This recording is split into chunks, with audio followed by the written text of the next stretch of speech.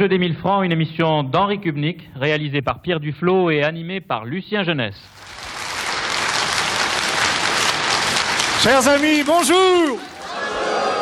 Si l'on en croit la légende, c'est le publicain Zachée, mari de sainte Véronique, qui évangélisa le Quercy sous le nom d'Amadour, qui veut dire amoureux, n'est-ce pas?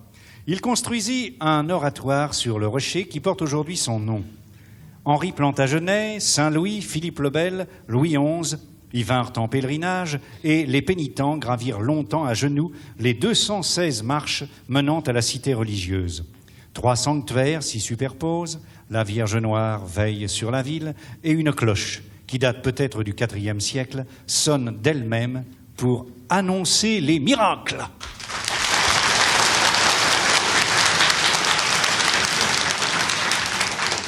Monsieur le sobre Rocamadour attire-t-il toujours les pèlerins? Et toujours et en très grande quantité, de plus en plus. De plus en plus. C'est un pèlerinage qui est suivi depuis avant le Moyen-Âge même.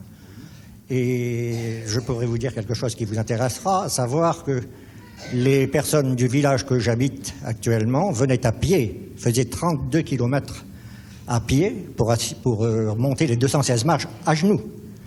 Et on s'en retournait ensuite le soir. Avez-vous déjà fait ce pèlerinage, monsieur? Non, non. Mais vous habitez la région depuis peu? Oui, depuis 2 ans. Depuis 2 ans seulement.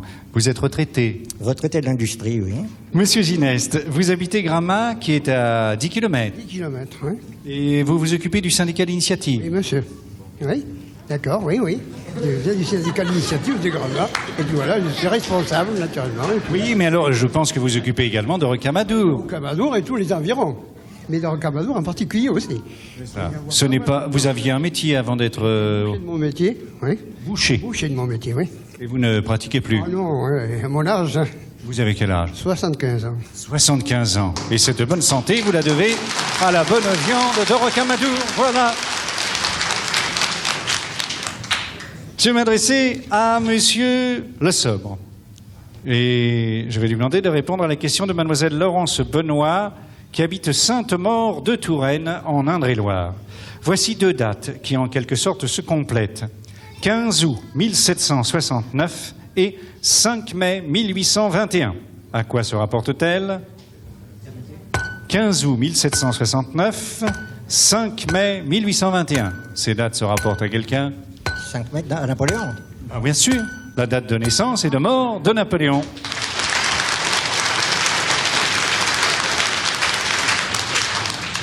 Eh bien, vous avez fait un succès extraordinaire, car vous avez répondu tout seul aux 6 questions.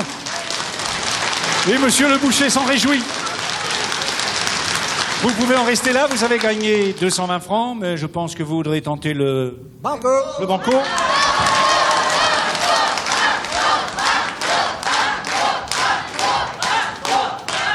Merci pour l'éclair.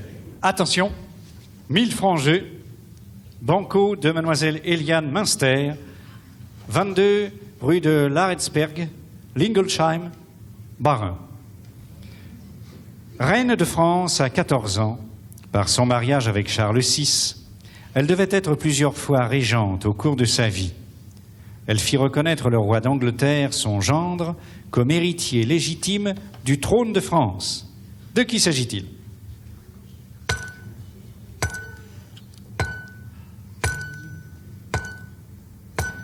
Reine de France à 14 ans par son mariage avec Charles VI.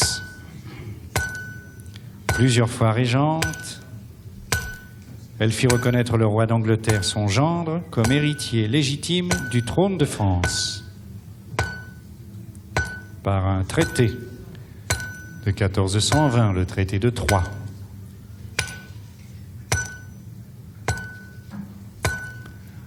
Ah. Isabeau de Bavière. Isabeau de Bavière. Bravo! Bravo! Vos amis réclament le super banco. Mais c'est à vous de décider.